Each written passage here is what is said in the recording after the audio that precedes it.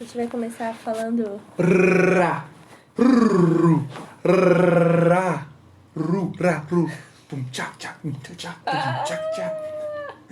Quero me animar, quero tangar. Meu Deus do céu! Nós conseguimos chegar no terceiro episódio. Pra você que não acreditava, como é que tá isso? Tá errado? Lidar com essa realidade. Cara, com orgulho ferido, como é que tá aí? Orgulho ferido. É, eu não sei. A pessoa não acreditou na gente, vai estar com orgulho ferido. É isso aí. Porque a gente chegou longe já. Daqui a pouco a gente tá na Jovem Pan. É claro, Emílio Solito, tá me ouvindo? Alô, Emílio? Alô? É? Oi? Isso? Aham. Então tá bom. Ele desligou, pessoal. Então é nesse clima, né, de terceiro episódio, que eu tô muito feliz. Hoje a gente vai falar sobre alguns filmes não, hoje teremos séries. É, porque Esse a gente falou na nossa bio, que a gente faz toda, não bio, né, na nossa descrição de início de episódio, que falaremos sobre filmes e séries. E até agora não falamos sobre séries, mas hoje falaremos sobre séries. Hoje falaremos sobre séries. Inclusive, né, essa semana a gente falou que a gente iria postar na quarta-feira um bônus falando especialmente sobre Tiger King, mas não foi possível, né, gente, né, meninas? Eu sempre quero falar, né, meninas? Né, o meu... O lado blogueira dela quer sair, mas a gente não vai deixar, não é blogueira, é podcaster. É isso aí. Então, né, meninos, a gente não conseguiu gravar o podcast pra vocês, né, em clima de quarentena. Temos aqui uma pessoa que tá sobrecarregada de trabalho. Trabalhando muito, não sobra tempo pra fazer podcast em dia de semana, apenas no sábado à noite. Então a gente pede desculpa pra vocês, mas hoje a gente vai trazer, além de Tiger King, nós vamos trazer mais 5 séries baseadas em fatos inacreditavelmente reais. Então é isso, gente. Eu sou a Bruna. Eu sou o Lucas Passos. E esse é o podcast A Dois Passos.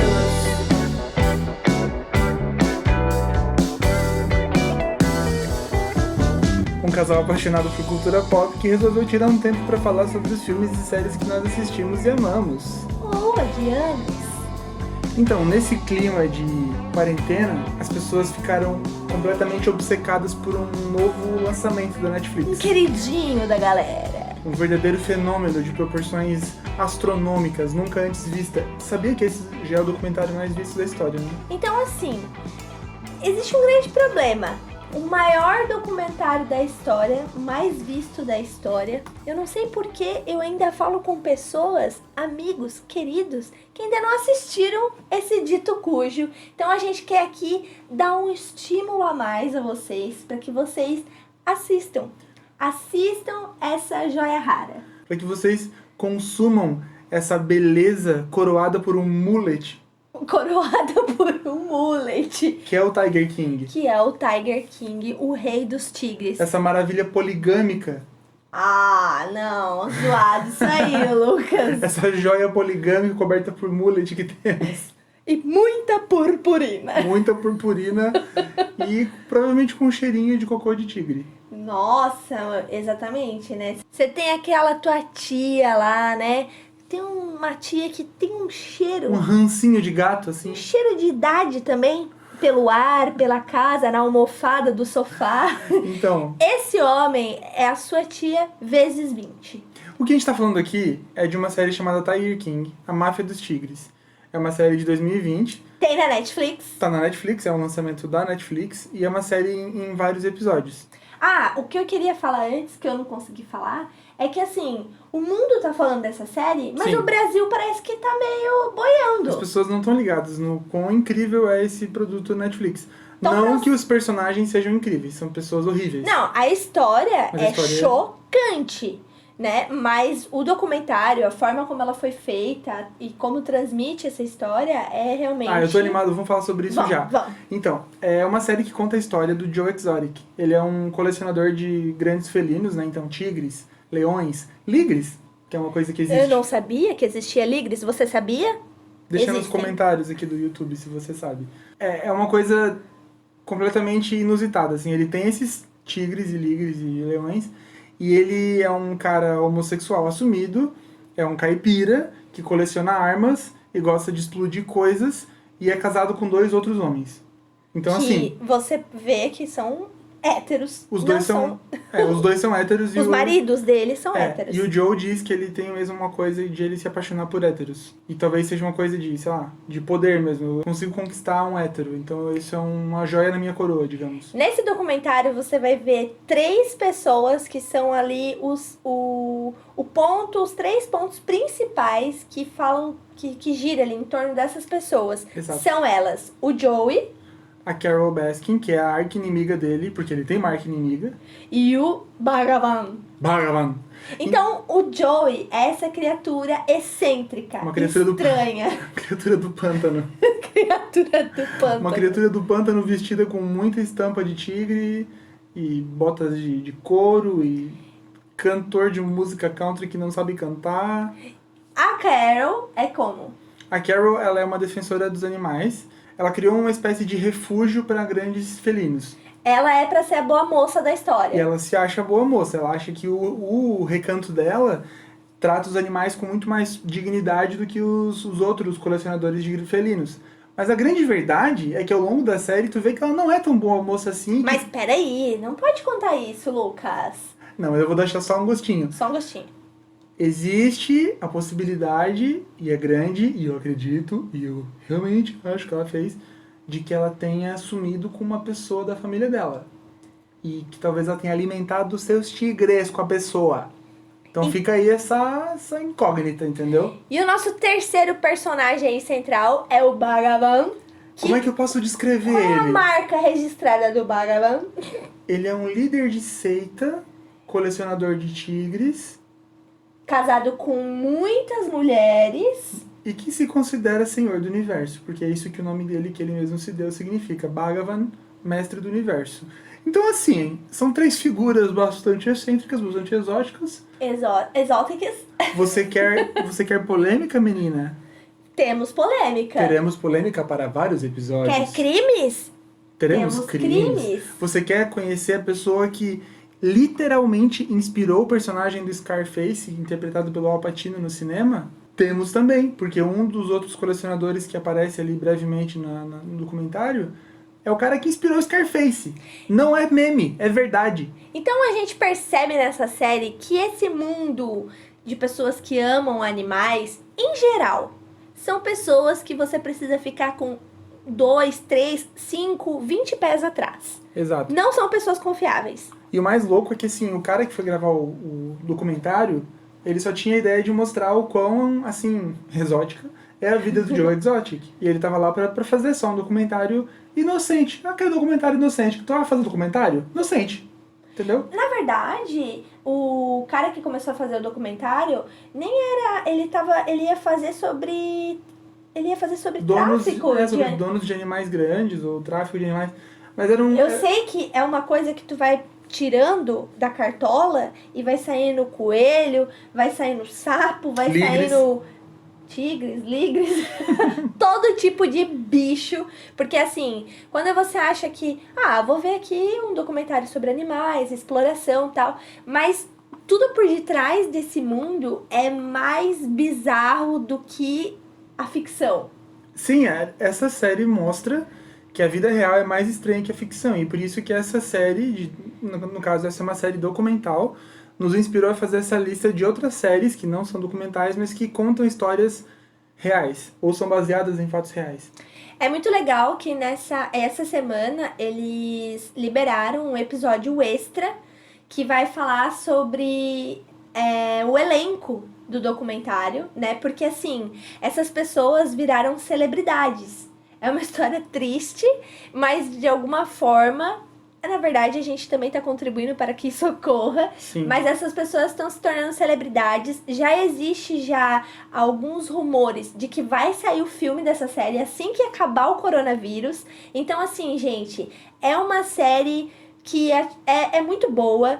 O ritmo dela é muito bom. Assistam né? enquanto tu tá na hype ainda, pra ter conversa com ninguém, porque a gente não sai de casa nesse tempo. Conversa Mas com a gente. assistam, e conversem com a gente, puxem assunto, chamem no Insta, mandem direct, porque tem pano pra manga aqui, gente. A história é trágica, ela é uma tragédia grega, é o tipo de coisa que se colocassem numa série de ficção, eu ia dizer que eles exageraram na mão, aconteceu muita coisa, isso não acontece na vida real, só que, tipo, aconteceu tudo, tá tudo filmado.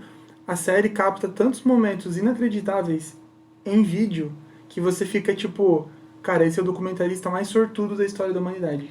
Você vai, no decorrer da série, achar que alguns são inocentes, outros são culpados. Você vai ter o seu favorito, mas no fim das contas, gente, você vai ver que o ser humano é um bicho ruim.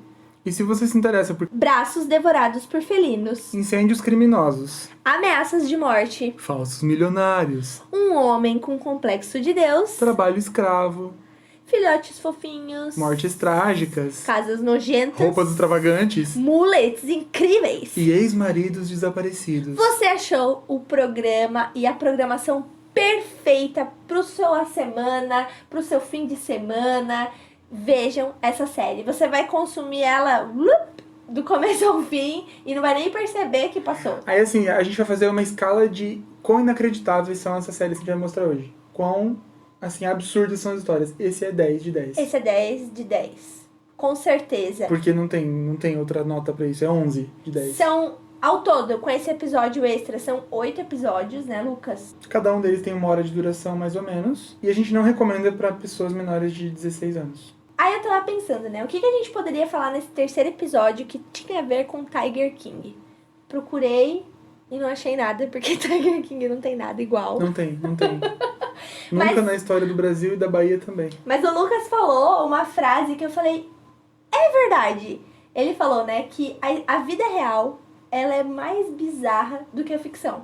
E daí eu comecei a lembrar de algumas histórias reais, né, algumas séries baseadas em fatos reais. E eu lembrei que na Netflix tem muitas séries, muitas não, né, nós nomeamos aqui 5 que a gente viu, que são baseadas em fatos reais e que também são histórias bizarras. Não são assim igual o documentário, porque o documentário é bem mais extenso, você vê bem mais coisas, são as pessoas reais, né? O documentário é totalmente diferente. O documentário, ele mergulha na história real, né? Ele tem ele tem mote, ele tem,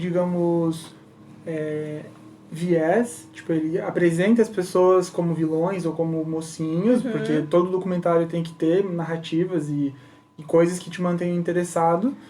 Só que a verdade é que ele te mostra muito mais da realidade. Exato. Ninguém ali tá atuando literalmente. Então, talvez estejam maquiando a verdade, mas não atuando literalmente. E a série, ela vai numa pegada bem diferente, Ela né? vai romancear os fatos, né?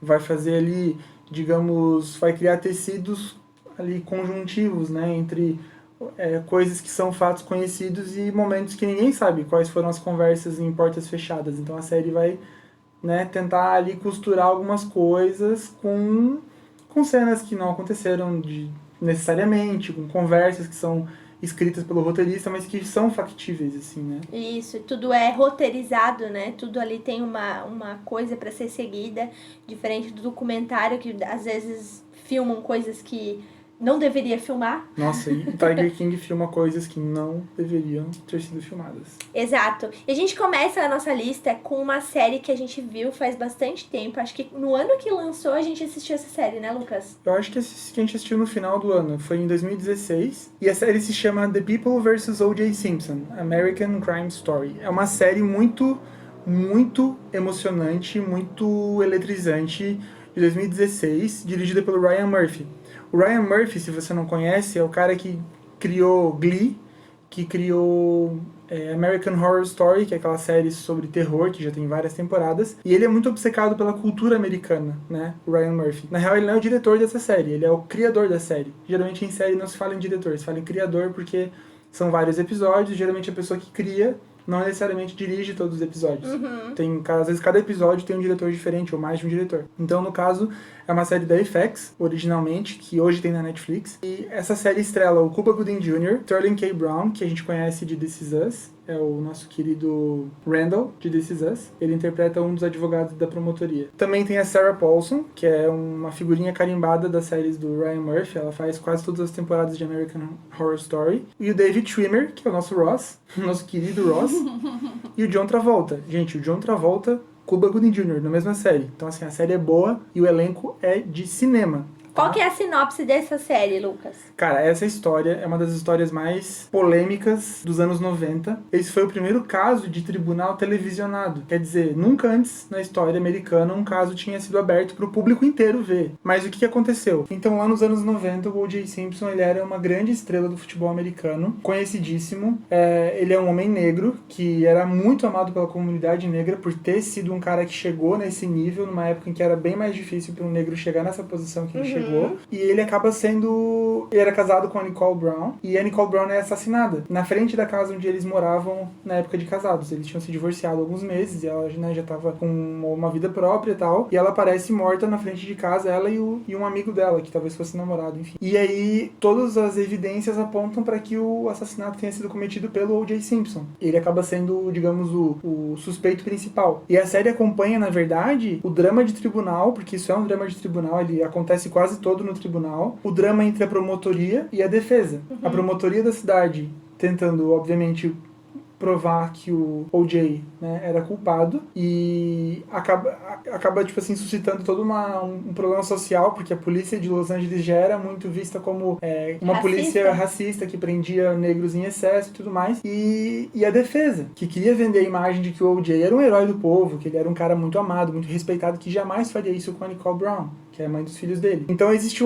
a série acompanha essa narrativa, é baseada num livro escrito pelo Jeffrey Toobin, que é The Run of His Life, o nome do livro, e esse grande drama que foi o julgamento dele, porque as pessoas queriam escolher um lado, as pessoas estavam na porta do tribunal torcendo com faixas e, sabe, não, o O.J. não fez isso, ele é nosso herói, aquela coisa toda. É porque é muito interessante, né, tipo assim, olhando pra nossa vida, isso é baseado no fato real, né, mas tipo assim, o quanto quando a gente é fã de alguém, a gente se sente íntimo, né, isso nos anos 90. Exato. A gente acha que a gente conhece a pessoa. Antes dos stories. Imagina hoje, né? Se alguém for acusado de alguma coisa, o quanto que a população não vai se intrometer no caso, não vai tentar puxar a sardinha pra um lado. Na verdade, isso já acontece hoje, né? Que é essa cultura do cancelamento. Acho que a gente tá muito avançado nisso. Se tornou os grandes tribunais da vida, né? Sim, não, e não porque a pessoa matou a esposa.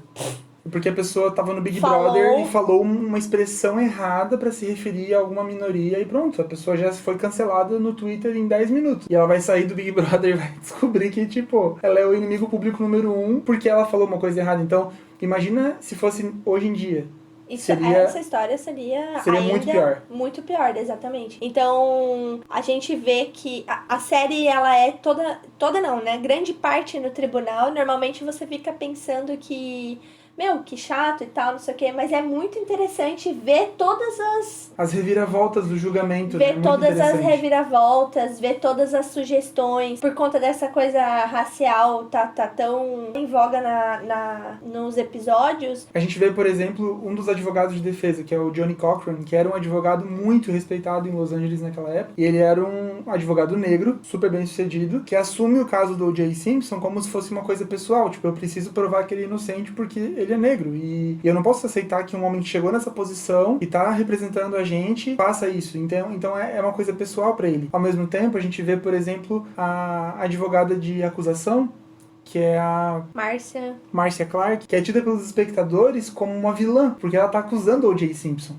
Então eles atacam ela pessoalmente também. Então tudo isso que era pra ser, digamos, algo profissional, digamos, né, é um julgamento, é justiça, não deveria ser pessoal. Não tem a ver com raça, não tem a ver com sexo, com nada, com beleza. Eles julgam ela, por exemplo, porque ela tem um cabelo feio. Eles falam que ela tem um cabelo zoado porque ela tem um cabelo encaracolado, permanente, assim, que era moda na época dos anos 90. E sai no jornal. E sai no jornal, tipo, o estilo de cabelo mais feio, sabe, é o da Marcia Clark, mas ela é só uma promotora pública. E ela fica totalmente abalada. E isso também afeta resultados e o final de tudo, porque as pessoas não enxergam que o que precisa ser evidenciado ali é a justiça. Exato. Independente da raça, independente se é famoso, se é conhecido, se é amado, é a justiça que precisa prevalecer. E a atriz interpretou ela muito bem, né? Porque é uma atriz que usa um método de atuação, que é o method acting. A pessoa faz... Aliás, eu tenho leitura, só deixar claro, que eu sou bilíngue. Ela mergulha mesmo na... Exato, ela faz coisas que aquele personagem que ela tá interpretando faria pra se mergulhar no personagem. Então, por exemplo, ela poderia fumar um cigarro falso. Mas não, ela fumou cigarros... Ela é uma pessoa não fumante, atriz.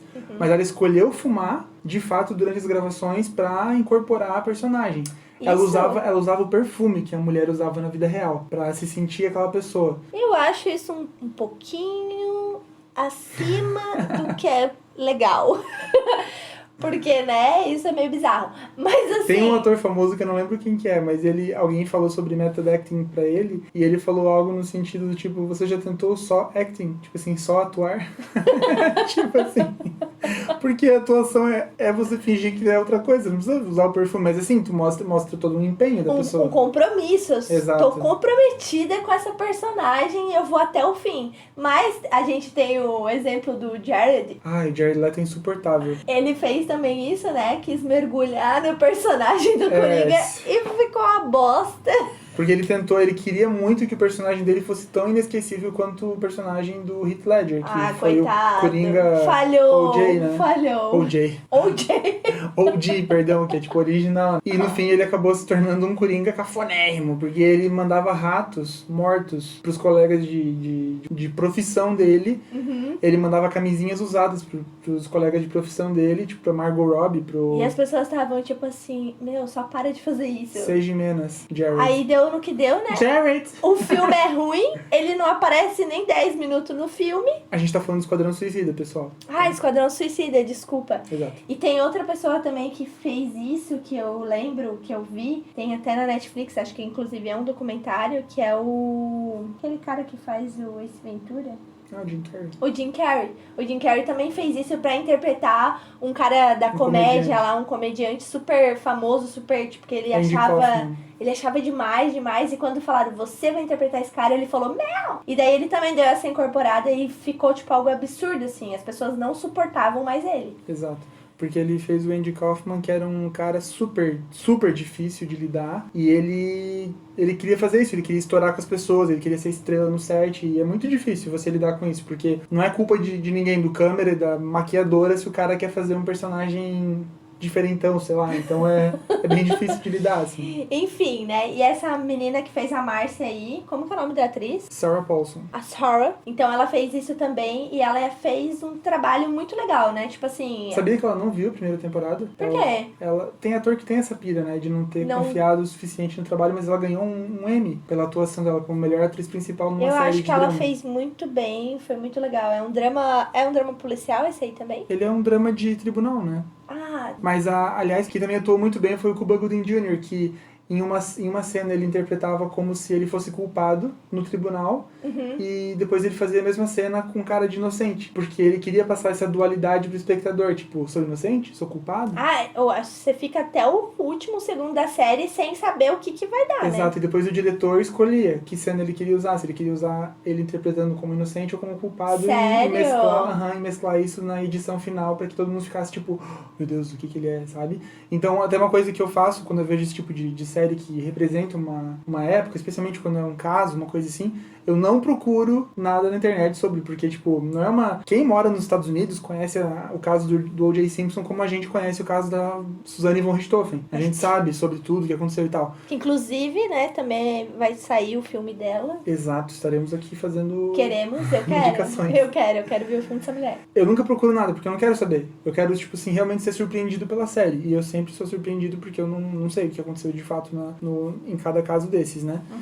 Então, o Cuba, ele fez isso e também, por causa dessa imersão que ele fez no personagem, ele ficou 1 mês pra se recuperar do abalo emocional que ele teve interpretando um personagem que, querendo ou não... Também tem a ver com ele, né? Tipo, super a ver com ele é uma pessoa, um ator negro, tem a ver com todo esse, né? Essa cultura de celebridade, você lidar com a culpa, enfim... tudo isso é muito Meu, forte. ator né? deve gastar muito dinheiro com terapia, hein? Se não gasta, acaba com um final meio trágico, né? Porque muitos deles acabam se mergulhando na bebida, nas drogas e tal, justamente por terem problemas sérios que talvez esse contato à flor da pele, assim, com tragédia, com dor, com luto, que eles trazem pra vida deles é muito difícil de lidar, né? Meu, pesado isso aí. Pra quem é um bom ator, pelo menos, né? Tem ator que não precisa porque é um ator ruim mesmo.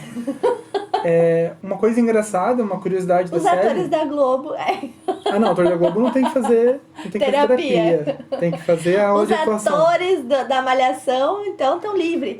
Né? Não precisa, gente. É só fazer aula de atuação, né? Não precisa de terapia, não. Ai. Uma curiosidade da série é que o advogado de defesa dele, o primeiro advogado, que ele tem uma série de advogados no programa, era um amigo dele, cujo nome é Robert Kardashian. Isso mesmo, pessoal. Kardashian. O pai das Kardashian. E quem faz ele é o Ross, de Friends. Então, assim, são muitos motivos pra amar. Camadas e camadas. Um momento ok, né? E como a gente sempre tem. E as Kardashian falaram que quando viram a série ficaram arrepiadas porque a atuação dele é, tipo, muito, muito similar ao porque o pai dela já é falecido já, né? O pai da Kim Kardashian, da Khloe Kardashian, enfim. Ele é falecido e elas se sentiram muito, tipo, vendo o pai delas de volta ali atuando. Né? E tu vê na série, porque ela se passa nos anos 90, tu vê as meninas Kardashian novinhas e a Kris Jenner, né, que é a mãe delas, também bem mais jovem, ali interagindo, né? Porque a mãe das Kardashian era amiga da Nicole Brown. E de certa forma, será que todo esse caso, né, o envolvimento dele, será que levou um pouco daí delas se tornarem conhecidas? Com certeza. O assassinato da Nicole Brown ali, o julgamento do O.J., elevou muito o nome das Kardashian, porque o pai dele, o nome Kardashian não era conhecido. Quando ele falava, meu nome é Robert Kardashian, tô aqui representando o O.J. e tal, todo mundo dizia, Kardashian, que nome estranho. Tipo, e depois disso foi que o nome dele ficou conhecido. Aliás, O.J. Simpson é padrinho da Kim Kardashian West. Né? Então, assim, é o dindo dela. Ficou com essa informação aí. Ok. Acabou esse momento. Informações da Gringolândia. Né? Maravilhoso. A gente vai pro nosso... Tem alguma coisa que você gostaria de pontuar mais do O.J. Simpson? Não, assim, só deixando claro, né, que retrata muito bem a época. É uma série que pega aquele momento histórico muito bem. Um dos julgamentos mais midiáticos da história. A direção de arte é fantástica. Tu se sente nos anos 90. Até as decisões do diretor mesmo, em questão de cores e de cinematografia, parece que foi gravado nos anos 90. São 10 episódios, né? Então, assim, é uma história muito bem contada, com bastante tempo. E esse American Crime Story quer dizer que vai sair outras séries baseadas em crimes americanos, né? É uma antologia, quer dizer, são várias narrativas diferentes que têm em comum um tema. E no caso do American Crime Story, o tema é crimes americanos. Então, cada temporada vai ser baseada em um crime famoso, midiático, que vai ser contado episódio a episódio. Inclusive, nessa lista teremos mais uma série, mais uma temporada de American Crime Story que vocês vão saber mais adiante. Exato. E a gente vai partindo pra nossa segunda série de sugestão. Então, Mindhunter, Caçador de Mentes, é uma série da Netflix de 2017, criada pelo John Penhall. Ela é da Netflix e estrela Jonathan Groff, Holt McCallany e Anna Torv. De todos esses, a única que eu conhecia de verdade é a Anna Torv, que fez Fringe, que é uma série maravilhosa. E a gente também acabou lembrando que o Holt McCallany estava em Clube da Luta, que é do David Fincher, mesmo produtor, tipo assim, o produtor dessa série, que é o David Fincher, dirigiu o Clube da Luta. Então tá tudo em família, acabou contratando e é isso aí. A série é excelente. A primeira temporada, né? Porque são 2 temporadas. A primeira a gente ama, a segunda a gente gosta, né? Digamos assim. Qual que seria o resumo, assim, do tema central? O que trata essa série? Ela é baseada num livro escrito por um dos 2 agentes da vida real do FBI, que lá nos anos 70 trouxeram os conceitos psicológicos e sociológicos e antropológicos pro estudo, para caça de assassinos, né, que o FBI acabava fazendo. O FBI, a polícia, não tinha esse tipo de perfil psicológico traçado. Eles não tinham nem os termos serial killer, por exemplo, para determinar uma pessoa que mata com uma espécie de modus operandi que vai muito além de algo tão objetivo. A pessoa tem, às vezes, motivos subjetivos para matar. Um trauma de infância, uma coisa, e eles descobriram isso. Tem padrões, tem sequência, né? Porque o serial killer é crimes em sequência, né? Sim, são crimes, né, sequenciados e tem uma série de peculiaridades que eles foram descobrindo fazendo entrevistas com esses serial killers, né? Então, o legal dessa série é que ela romanceia partes da série, especialmente coisas que você não teria como, às vezes, divulgar de forma realista, porque são coisas do FBI. São coisas do FBI, você não pode só contar isso. Então o escritor, que é um dos caras reais mesmo da vida real, ele mudou os nomes dele, do amigo dele, de mais outros personagens que são do FBI. E o que ele manteve fiel e real e factível tal no livro, e que foi traduzido pra série também, são as entrevistas com os serial killers. Ele entrevista, por exemplo, o Ed Kemper na primeira temporada, que foi um cara que era um serial killer de mulheres jovens, e ele tinha todo um fetiche com sapatos, uma coisa muito louca, muito louca. O cara que interpreta o Ed Kemper ganhou um Emmy de melhor ator, porque ele é igual. Você vê, tem gravação da Esperamos conversa. que ele não seja outro serial Por killer. favor, Deus. Você vê fotos do assassino real e do assassino ali da série, e os dois são muito parecidos. E a atuação, se tu ouvir a gravação, porque tem gravação da conversa deles. E ele incorpora o cara. É uma coisa surreal, tu se arrepia ouvindo. É muito, muito Eita, surreal. estranho. Sim. E na segunda temporada, já dando um spoilerzinho, um micro spoilerzinho, eles mostram a entrevista com o Charles Manson, que é o cara que assassinou a mulher do Roman Polanski, a Sharon Tate, lá nos anos 70, Eles em pegam, Los Angeles. Os casos ali que são retratados são, tipo, casos bem famosos, assim, né? Sim. E, tipo, assim, histórias chocantes. Histórias bastante chocantes. Histórias que chocaram os Estados Unidos como país. Não, e se você vê, você não acredita que aquilo é real, que aquelas pessoas existem, que fizeram aquilo, que aquelas pessoas morreram daquela forma. É, tipo, é terrível.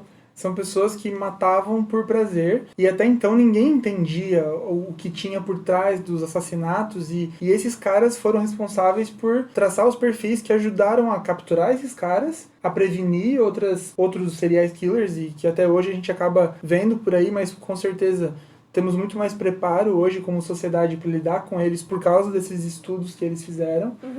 Então a série é fascinante por isso, por mergulhar tão profundo nessa coisa do serial killer, da psique do serial killer. As cenas são arrepiantes quando eles estão entrevistando os caras. Eles realmente mostram o quão complicada é a situação de um entrevistador. Numa situação dessa, você tem que fingir que você entende a pessoa. É muito engraçado. Ele ensina, né, o colega dele, porque ele é um cara jovem, né, o principal, o Holden. Ele é um cara super jovem, quer trazer coisas novas. E o Bill já é um cara um pouco mais old school, assim. Ele acha um pouco besteira conversar com esses caras, tipo, bandido bom é bandido morto, aquela coisa toda. E já o Holden, ele quer entender, porque ele entende que se ele conseguir se colocar num lugar de igualdade com o assassino, pelo menos durante a reunião... Ele vai ter mais informações, né? Ele vai ganhar confiança e ter mais informações. O cara confia no Holden, né, durante a série. Todos os caras. Que a gente não sabe se é bem assim, né? Não temos como saber, mas assim, foi eficaz.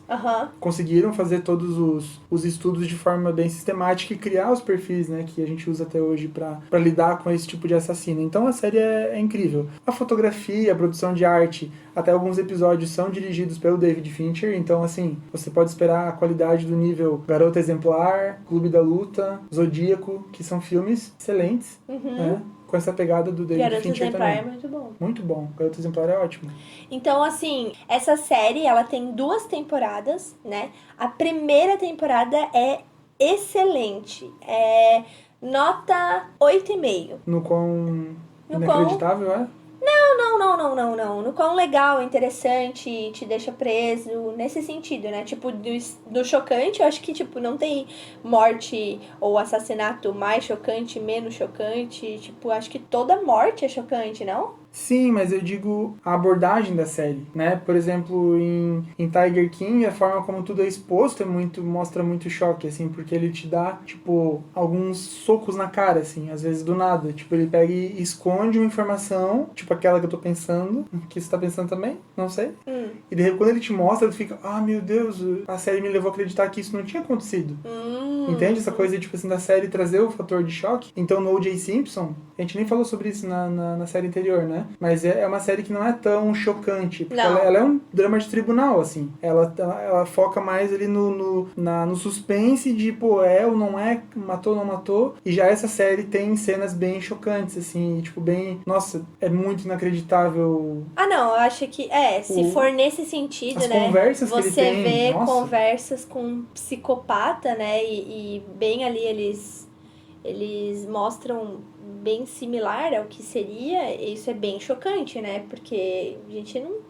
Aliás, existem psicopatas aí que a gente nem sabe que é psicopata, né? Mas... Aliás, a pessoa do seu lado, olha bem, olha com carinho. A gente vai aqui te mandar uma lista pra você saber se ela segue pelo menos metade desse padrão fraco. Mas assim, a minha nota mesmo era tipo assim, a qualidade da série, assim, Ah, em tá, uma nota de geral. qualidade. Não é tipo do choque, porque tudo, eu acho todos bem chocantes. O mais chocante de todos é realmente o documentário, porque é ali na tua frente, na tua cara, o que você falou mesmo, né? Mas eu acho que assim, eu tô falando de um todo, assim, né? Da forma como eles apresentam os casos, da fotografia, da atuação e tudo mais. O quanto eu gostei de Mindhunter. Eu gostei, tipo, 8,5. É uma série muito boa, né? A primeira temporada eu veria de novo, mas a segunda temporada é uma série 6, assim. Tipo, Concordo como a contigo. gente tinha gostado muito da primeira temporada e ficou com, tipo assim, a segunda vai ser melhor. Porque, né, tipo, essa é a expectativa, Eu espero é isso. né? Mas aí, tipo assim, a nossa expectativa era tipo, agora vai alcançar um 10, vai ser, tipo, muito bom. E assim, é 6. Sim, não, eu concordo. Eu acho que talvez nem precisasse de uma segunda temporada se a primeira fosse mais bem finalizada, tivesse mais episódios, não precisaria de uma segunda, mesmo assim. Mas tá lá, vale a pena continuar vendo. É legal, porque, né, tipo, quero que saia a terceira temporada, que talvez vá daí recuperar esse... Até porque a série deixa um gancho pra próxima temporada, que é aquele cara que você vai acompanhando, assim, às vezes ele aparece e você fica, eu quero ver o que vai acontecer com esse cara, e acho que a terceira vai abordar ele. Sim, verdade. Então eu quero ver a terceira. Então a gente vai partindo para... Manhunt, Unabomber. Os nomes são parecidos, né? Mas é Mindhunter, Caçador de Mentes, e Manhunt, Unabomber. São duas séries diferentes. Também de 2017, e é um trio de criadores, são 3 caras que criaram, e é uma série do Discovery Channel. Então, assim, bem diferente. Eu nunca vi uma série com essa pegada super, tipo... cinemão mesmo no Discovery Channel, e essa é uma série do Discovery. E ela estrela o Sam Worthington, que você conhece de Avatar, o Avatar de pessoas azuis altas, não o Avatar, o último Dobrador do Ar, que aliás é um ator que prometia muito, mas ele sumiu. Agora foi fazer uma série do Discovery, enfim, do nada. E o Paul Bettany, que você conhece como o Visão dos Vingadores, né? E também como o Silas, do Código da Vinci, aquele albino assassino. Enfim, aquele cara. Nossa, esse filme é velho. Esse filme é velho, o Código da Vinci é velho. De 2004, se não me engano, ou 5. Qual que é a sinopse do Manhunt? Então, Manhunt, ele conta a história real do Unabomber, que foi um assassino que aterrorizou os Estados Unidos, ali pelos anos 80, se não me engano, e ele custou muito caro pro FBI. Foi a caçada de um homem só mais cara da história e mais longa da história do FBI. Foram 20 anos tentando encontrar esse cara, né? E o que ele fazia? Ele explodia bombas em universidades e deixava... E ele era um cara muito narcisista, o Unabomber. Na verdade, o perfil psicopata é de extremo narcisismo, né? Tipo, todos eles querem ser percebidos, todos eles... Aliás, até na série anterior, né? Tipo, você vê que também existe aquela coisa assim, estão me procurando. As pessoas ficam... os psicopatas ali, os seriais, eles ficam famosos por conta dos crimes que eles cometem, né? Então, tipo assim, faz parte do perfil psicótico uma pessoa ser narcisista, assim, que, inclusive, a nossa sociedade, ela premia esse tipo de atitude criminosa glamourizada, né? Tanto que estamos aqui falando de 5 séries que, digamos, vão trazer romance, drama e glamour pro crime. Isso vai acontecer com Tiger King, que vai virar um filme, que na verdade deveria ser trágico, né? Isso, mas a hora que sair eu vou assistir.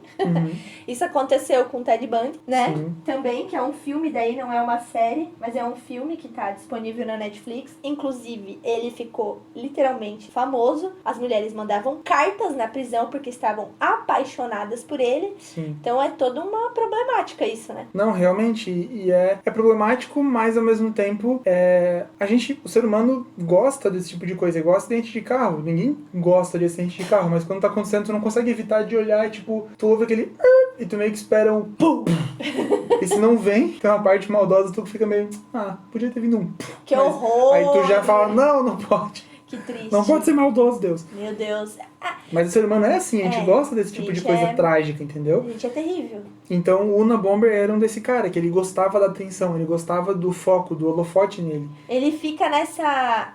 Conta a sinopse dele. Então, ela conta a história de um policial que entra na força-tarefa de apreender o Unabomber, lá no final já da grande busca pelo Unabomber, e ele acaba trazendo novas técnicas de linguística e... Porque o Unabomber ficava mandando coisas pelo jornal, né? Ele mandava pro FBI, não lembro. Ele mandava cartas pro jornal, que eram... Enfim, os jornais, eles se estapeavam pra ver quem ficava com a matéria. E daí divulgava antes, às vezes, do FBI ficar sabendo, né? E aí eles trazem esse especialista, que é o Sam Worthington que interpreta, que ele faz o Jim Fitzgerald, que é realmente um policial do FBI real mesmo, que trouxe essas técnicas de análise de escrita, não de caligrafia, mas assim, de estilo textual, que foi o que ajudou eles a encontrar, tipo, a afunilar a busca por ele. Pô, ele é um cara inteligente, tem essa faixa etária, que tem esse perfil de trabalho, talvez ele é um cara que trabalha com coisas manuais por tal e tal motivo, e ligando esses pontos, eles conseguiram ir afunilando. Ele escreve um manifesto, né?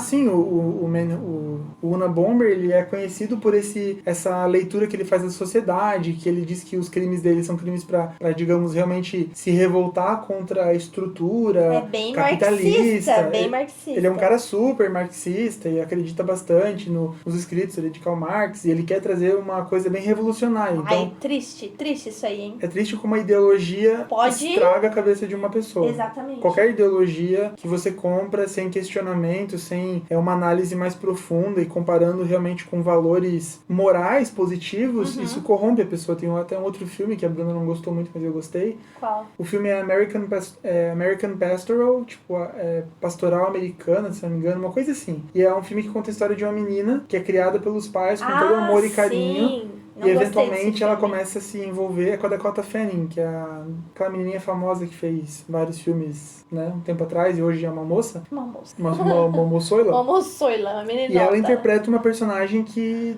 na adolescência começa a se envolver com grupos revolucionários e comunistas e tal, e ela, vira num alho, assim, e acompanha a tristeza do pai dela, que é o Ewan McGregor, que fica tipo, meu Deus, a minha menina virou uma ativista que é terrorista, enfim, uma série de coisas. Então é bem interessante essa análise da ação, da ideologia numa mente, digamos, em formação, uma mente muito maleável, né? E são pessoas, assim, que não são ignorantes, né? São extremamente inteligentes. Assim, é triste porque, assim, existe uma essência que seria boa, mas que daí você transforma numa coisa muito ruim. Sim, e é justamente a questão da falta de valores firmes, né?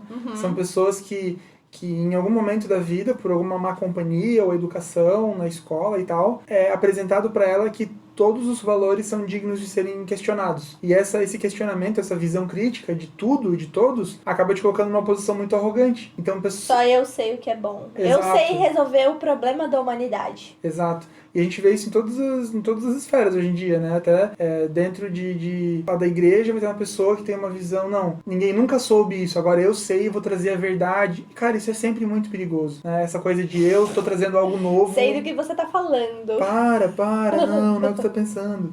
É assim.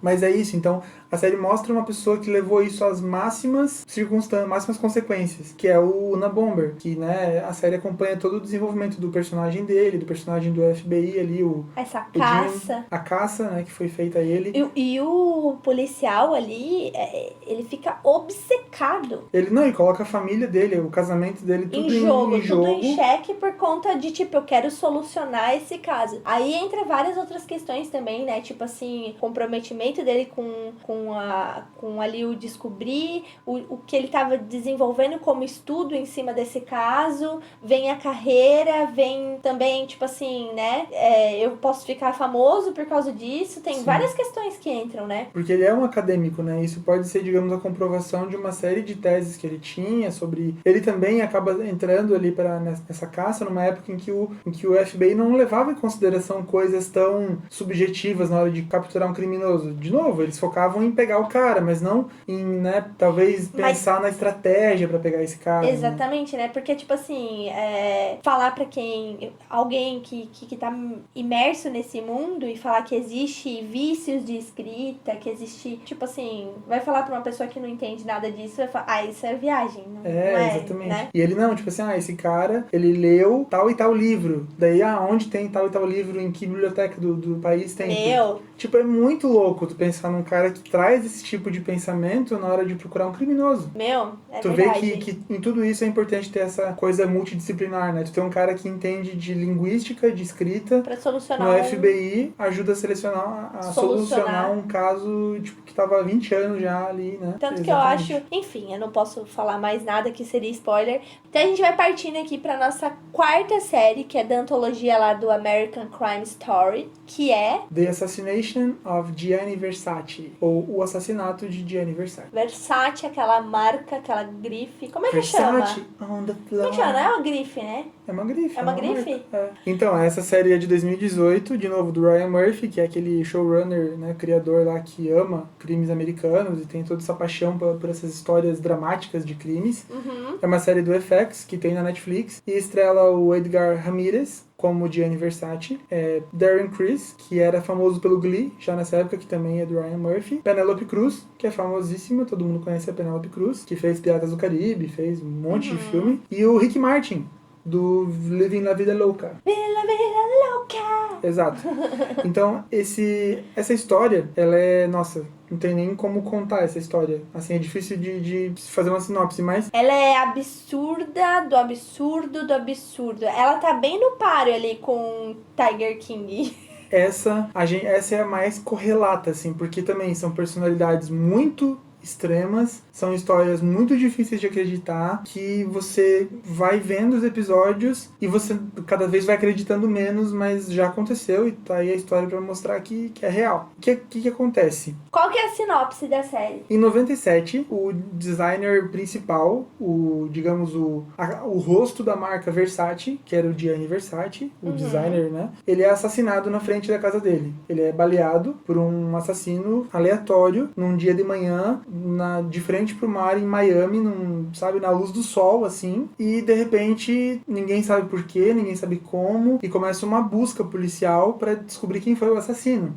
E a série acompanha, diferente da primeira série que a gente viu, do American Crime Story, que é muito mais ali focada no tribunal e tudo mais. Essa série foca no assassino e em toda a trajetória dele para chegar ao assassinato. Então você começa com o assassinato e cada episódio vai voltando alguns dias ou alguns meses. Que são os passos da investigação, né?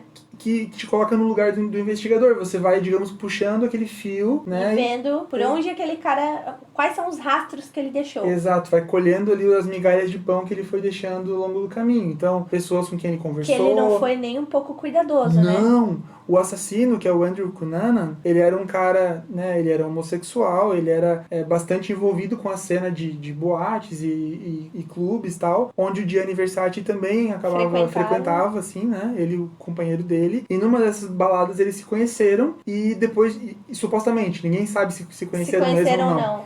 Mas, enfim, se conheceram teoricamente nessa balada e depois dessa noite, o Andrew ficou simplesmente obcecado pelo Versace. Ele queria ser, digamos, o novo protegido do Versace, talvez até um namorado do Versace. E o Versace meio que dá uma escanteada nele. E ele não consegue lidar. Então a série... Só que isso é só o começo, sabe? Isso é só o começo. Isso é só, assim, Nossa, depois disso não tem como contar mais pra não dar spoiler, mas o Andrew Cunanan... Você vai descobrir nessa investigação, nessas migalhas que ele deixou, que ele cometeu vários crimes, que ele fez Sim. várias coisas De variados... monstruosas, que, tipo assim, que ele não foi cuidadoso, Não, nem um pouco. Ele era um mentiroso... Compulsivo. Ele deixa um rastro de mentiras, as pessoas que conheciam ele vão dizendo que ele falou que era tal coisa, mas ele nunca fez. Gente, é absurdo. É uma pessoa totalmente, assim, fake. Fake. Tudo que ele fazia era fake, tudo que ele falava era fake, ele fingia ser rico e era mentira, ele ficou com um homem ameaçando ele, e daí esse homem acaba tendo que manter um relacionamento com ele, tipo assim, e ele vai deixando vários rastros nas amizades, né? Então, tipo assim, a gente vê vários relacionamentos superficiais, né, na série, tipo assim, o quanto que é uma vida vazia, tudo isso, né? Porque aí você falou, né, que ele frequentava clubes, boates e não sei o quê. Esse cara, é nítido que a cabeça dele funciona em outra órbita. Em outra órbita. E como ele só tinha esses relacionamentos muito superficiais, ele acabava não mostrando a faceta mais escura dele, assim. Só que daí, depois, a polícia teve que descobrir tudo isso, porque ele foi deixando todo aquele rastro terrível de coisas que ele foi fazendo ao longo dos meses ali, antecedendo o assassinato do Versace. E você vai ficando cada vez mais chocado. Aí, além de ter a história dele, que é esse mentiroso compulsivo, inescrupuloso, interesseiro, que buscava fama de qualquer forma, tu também acompanha a história da irmã do Versace, que é a Donatella Versace, que tá aí até hoje, uma pessoa esquisitíssima, cheia de plásticas. Então a Donatella é interpretada pela Penélope Cruz, que inclusive é amiga dela na vida real. E é incrível, ela faz o sotaque, porque a Donatella tem um jeito de falar bem específico, meio chiado, e é perfeito, assim. Então tu acompanha todo também o desenvolvimento Eles são de outra, eles não são americanos? Eles são italianos, né? Pois é. Eles são da Itália, outra eles têm etnia. um sotaque italiano e tal. E tu acompanha também o desenrolar ali ela assumindo o papel de presidente da Versace, né? Ali no luto do irmão e tudo mais. Tendo que assumir esse império, que é o império da moda. Se você for ver o tamanho da Versace hoje, eles dominam o mercado deles de luxo e que hoje eu queria tudo que eles têm pra me oferecer. Nossa, eu queria pra revender, no caso. Que ia me comprar uma série de coisas, casas, imóveis. Né? Enfim, né? Essa série, ela vai contar a história da solução desse caso. Ele vai tentar explicar um pouco pra nós por que esse menino é um garoto problemático, por que ele é assim tão interesseiro. A história dele é de arrepiar o cabelo do sovaco também, porque a infância dele é uma infância zoada, a criação dele conta que, tipo assim, as coisas... A gente falou no podcast anterior, né? Que quando você tem a cabeça no lugar, você não quer que as coisas ruins se repitam na tua família. Você não quer passar de geração pra geração. Mas quando você tá num ambiente familiar todo zoado, você acaba que nem percebe que teu filho vai ter problema porque tu faz isso com ele, sabe? Então essa série, ela deixa isso muito claro, né? Que ali a criação dele, o pai dele, a paternidade, o papel do pai dele ali é bem zoado, né? E é uma série muito boa mesmo, assim, eu acho ela... Eu gostei mais dela do que do O.J. Simpson. O.J. Simpson é uma série bem séria, né? Mas essa série, ela, tipo assim, é muito doida, assim. Ela é doida e até a estética dela também, por ser num universo tão colorido, tão glamuroso, que é o universo da moda, das celebridades e tal, é uma série, tipo, com um visual muito atrativo, assim, muito... que vende mesmo esse mundo. Você entende por que o Andrew, que é o assassino, se vê tão fascinado, porque é um mundo de muitos chamarizes, assim, né? Olha quanto glamour, quanto champanhe, quanta festa. Venha viver isso e você... A série tenta também te mostrar como isso pode ser sedutor, né? E seduz ele, de fato, assim. Ele cria toda uma celeuma, se torna o personagem principal numa tragédia por causa da busca pelo glamour que ele acha que merece, assim. Então, tipo, é até um estudo muito profundo dessa coisa de pessoas que acham que merecem coisas. Sabe, isso é muito da geração millennial, né? Essa galera... Ele não é millennial porque ele era jovem lá nos anos 90, né? Mas nós hoje vemos muito isso, assim, pessoas que entram no mercado de trabalho com seus 18 anos, esperando, tipo, cadê a chave do meu loft? Cadê? Você não vai pagar Uber pra eu ir pro trabalho? Como assim? Sabe, tipo... isso, essa coisa de eu acho que eu mereço, porque minha mãe falou que eu merecia, porque eu ganhei estrelinha dourada da professora na escola. Depois tem o caso também da mãe, né? Tudo. A série é fantástica porque ela aborda muito bem isso. É uma série incrível. incrível. Em termos de choque, essa aí pra mim é um 9, porque ela chega bem perto de Tiger King em termos de choque, assim. Aham. E qualidade pra mim também, 9. Ela é Ótimo. muito boa, eu não vejo a hora também ali. A gente já viu ali que tem ali, terceira temporada vai sair esse ano, né? E vai ser baseada no furacão Katrina. Eita! Que foi um desastre natural, mas que foi visto na época como um grande descaso por parte do governo americano, da FEMA, né, que é esse órgão que cuida dos desastres naturais e das suas consequências, e que foi visto como uma forma criminosa de lidar com isso. Foi muito, digamos, o povo foi bastante negligenciado, assim. Acho que vai abordar esse quesito, estou bem interessado em ver. Por que você acha interessante existir esse tipo de material, esse tipo de série? A gente falou aqui do problema, que a gente quer ter acesso a essas coisas e tudo mais, mas como você defenderia isso? Como você defenderia até nós aqui, por exemplo, que estamos falando, assista, é legal assistir, consumir esse tipo de conteúdo, por quê? Acho que a gente estava falando sobre isso hoje de manhã na mesa, em outra conversa, em outro tópico, mas eu acho que se encaixa também. Porque eu quero que os nossos ouvintes entendam, né? Tipo assim, mas eles falam que é ruim, mas eles estão sugerindo, isso não é tão perverso quanto. Não é. É que pra você conhecer a maldade, você tem que ver a maldade e saber que ela existe, sabe? E óbvio que nem todo mundo vai ter a chance, por exemplo, de entrevistar um criminoso, de ir na cadeia, conversar com um deles pessoalmente.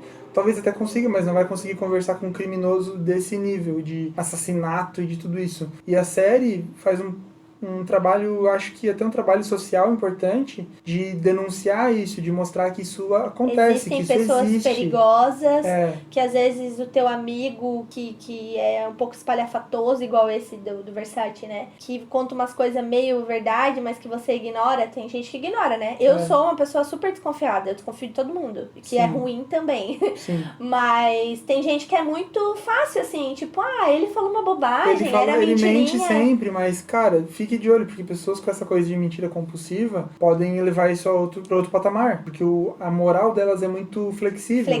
Então, assim, a série faz esse papel de mostrar a maldade pra gente, para que a gente reconheça a maldade, quando ela encarar a gente nos olhos e a gente não fique tipo, isso não acontece. Cara, isso acontece, sabe? Crimes acontecem, a maldade é real, o ser humano ele tem maldade em si e conhecer a maldade te ajuda a evitá-la, tá ligado? E também acho que é interessante porque te dá perspectiva. Às vezes você, sei lá, um cara roubou seu cartão de crédito e você fica tipo, nossa, eu tenho os piores problemas da humanidade. Você vê uma série dessa e pensa, tem pessoas numa situação bem pior. Então, te dá mais esperança quando você vê o quão baixo o mundo pode chegar, o quão ruim as coisas podem ser. Você pensa, pelo menos a minha vida não tá tão ruim assim, né? Então, acho que tem valor nesse sentido, assim. As coisas boas ficam mais positivas quando contrastadas com a maldade extrema, assim. Eu acho que conhecer a maldade extrema é muito legal e a série é uma forma limpa e asséptica de você ter contato com a maldade. Exato. E eu acho que essa coisa da maldade humana, saber que o homem é mau, é algo que é importante, né? Tipo assim... Aí outra, né? Saber que o homem é mau quando ele de fato faz maldades. Porque, por exemplo, a gente tá numa época hoje, como a gente tava falando antes, em que uma pessoa falar um termo, ela é considerada racista, machista, homofóbica. Aí a gente vai entrar em outras questões, né? Tipo assim, nós estamos numa época em que as pessoas peneiram mosquito e engolem elefante, né? Exato. Por exemplo, hoje eu tava vendo um post, eu acho fofo, sabe? Eu não sou uma pessoa muito dos animais, que amo os animais, mas eu nunca fiz mal nenhum pra animal nenhum e nem faria. E sou super contra isso, né? Então não quero que pensem que a Bruna é contra os animais, Passando né? pano pra... Exatamente. Mas eu vi eu não sei que site que foi, acho que foi a Folha de São Paulo que postou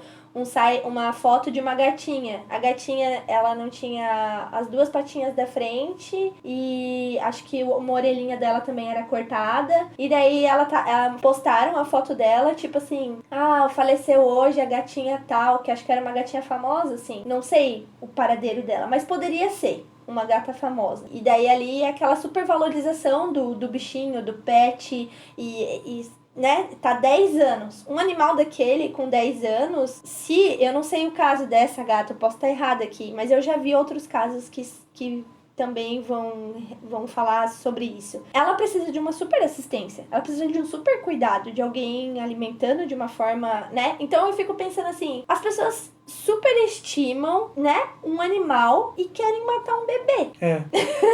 Por exemplo... É dois pesos e duas medidas, assim, é tudo errado.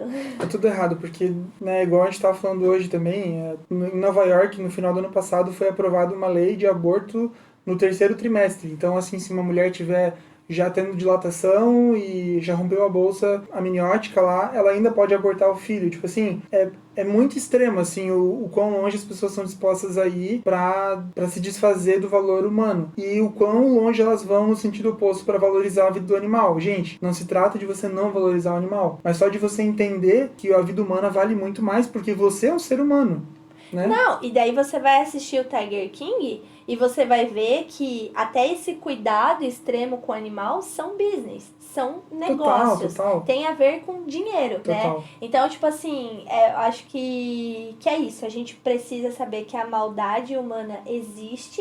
E o que é a maldade? E o que é maldade, Sim. né? Então, eu acho que a gente precisa refletir sobre o que é maldade. Não tolerar nem a maldade com animais, nem maus tratos. Exato. Mas, né, tipo, não supervalorizar o animal, o pet, e tipo, em detrimento, né? É isso que pra mim também é maldade. Você não é maldade valorizar a vida de um animal, de forma alguma. Eu acho que é lindo ver pessoas que se dedicam por animais também, porque eu acho que pessoas que têm a capacidade de fazer maldade com animal, elas têm capacidade de fazer maldade com o ser humano também. É aí que começa. A gente vê também nesses perfis sim, total.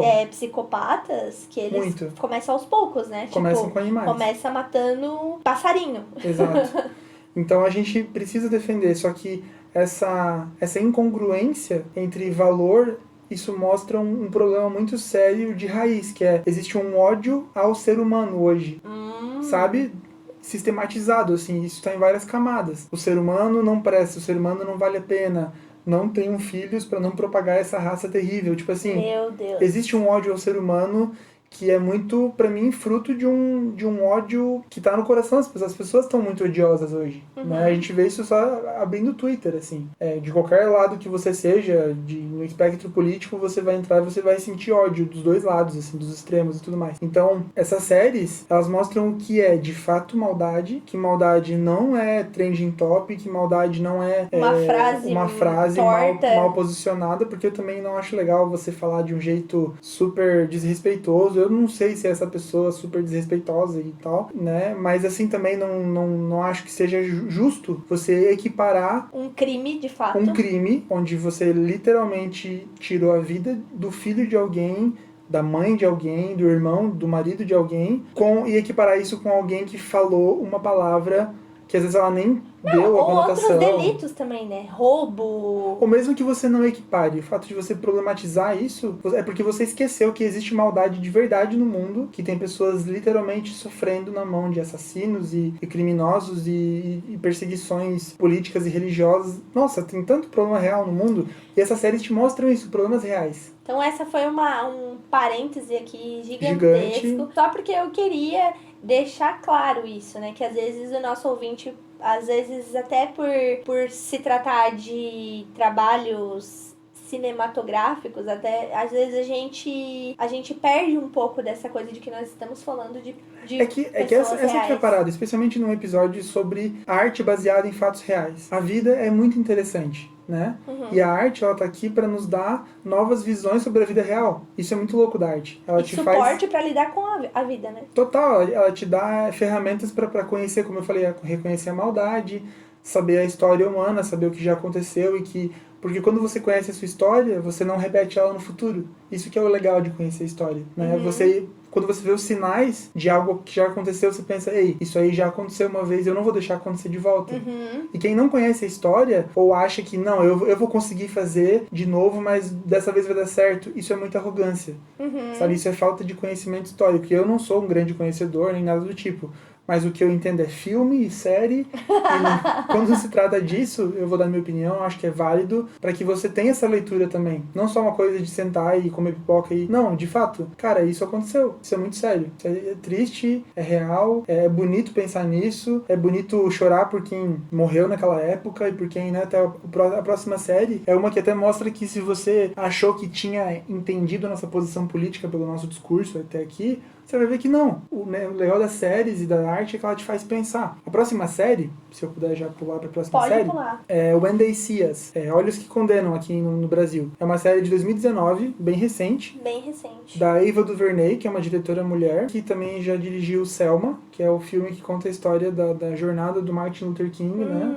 Eu vi esse filme, é lindo. É muito bonito. E ela é muito apegada com essa coisa da história negra e da luta negra e tudo mais nos Estados Unidos. E essa série, que estrela o Asante Black, Khalil Harris, Ethan Harris e Marquise Rodriguez. São atores bem desconhecidos, bem novos, assim, porque é um elenco bem jovem, e todos eles estão fantásticos. E a sinopse da série é uma série que conta uma história real que se deu lá em 89, em Nova York, quando uma atleta foi agredida e estuprada no Central Park, né? Ela estava correndo à noite, e por causa desse crime que foi cometido contra essa mulher, 5 jovens negros foram presos, que estavam ali caminhando... Na hora errada, no dia errado...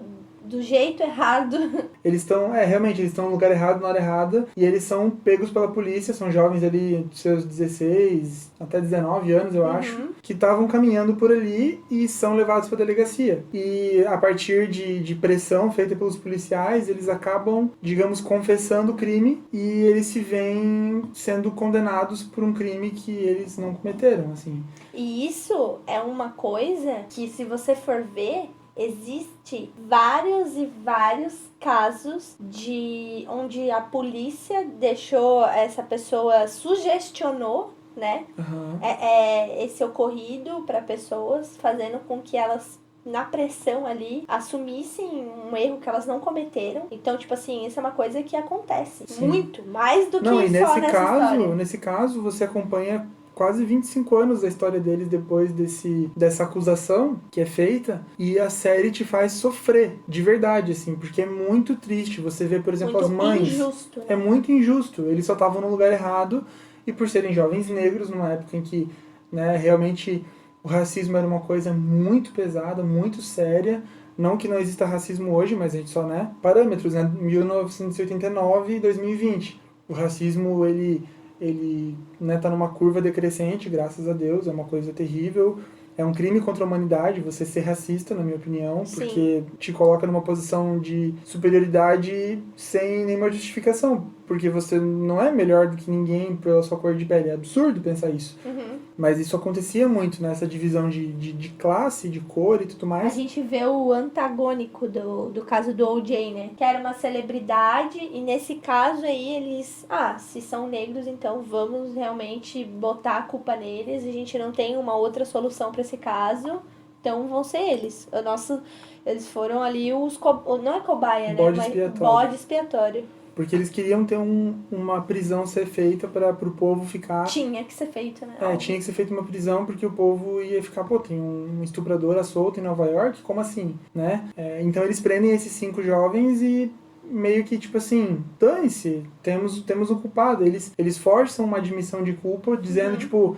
Não, se você admitir, você vai ser solto. Só admitir, não vai acontecer nada com você. Eles encurralam os meninos, e assim, né? de madrugada, ficam a madrugada inteira interrogando. E tudo isso é, tipo, primeiro episódio... Sem os pais e tudo. Então assim, a gente não tá dando spoiler. É um abuso de autoridade total, assim, sabe? Desde o começo, tu percebe, cara, tem algo errado aqui. Inclusive, a promotora pública que tentou, assim, forçar uma incriminação, ela foi muito perseguida agora quando saiu a série, porque é uma pessoa real, que tá viva até hoje lá em Nova York e tal, e, né? Eita. Super, né? Ficou super conhecido o caso, e ela se tornou muito odiada, e tá processando, agora em março, ela abriu um processo contra a Netflix e contra a Ava DuVernay, que é essa diretora. Sério? Exatamente. Então, assim, isso que é legal de séries baseadas em fatos reais, porque tá se desenrolando, né? Muita coisa ainda. Então é muito sofrido, assim, porque é uma luta de narrativa mesmo. Eles criaram a narrativa de que esses 5 têm tudo para ser culpado. São jovens da comunidade que estavam ali entediados de madrugada no parque, tá fazendo o que no parque essa hora? E, né, todas as coisas apontam para que vocês sejam culpados e tal. Eles admitiram, querendo ou não. Sim, mas é que chega uma hora... Nesses casos, eu já vi alguns documentários, tem outros documentários na Netflix que falam sobre isso, né? Pessoas que são, como que chama? Elas são, não é acusada, elas já foram julgadas. Coagidas, né? Não. Elas foram, já estão lá presas já. Elas foram presas e depois de 15 anos descobrem que era falso, que era mentira. Sim. Né? Tem outro filme também que eu já assisti, de uma história assim, que era uma mulher que ela acaba... estudando direito pra Eu lembro desse filme. Pra ajudar o irmão dela. ajudar o irmão dela que foi preso injustamente, que também aconteceu, tipo, né? Essa coisa da prisão injusta.